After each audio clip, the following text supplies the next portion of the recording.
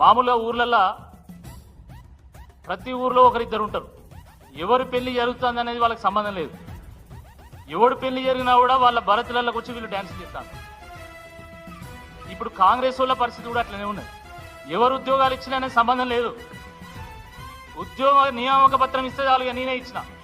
LB స్టేడియంలో ఊరంతా tent వేసి డప్పు కొట్టి మరి మేమే ఇచ్చినామని చెప్పేసి సిగ్గు లేకుండా చెప్పుకుంటున్నాం.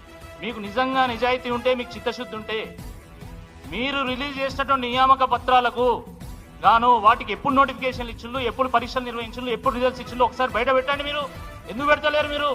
మీరు ఒక్క జాబు ఇచ్చినా కూడా అశోక్ నగర్కు మీ మొత్తం మీరు ప్రూవ్ చేయండి. ఒక్క నిరుద్యోగితోనైనా అనిపించండి.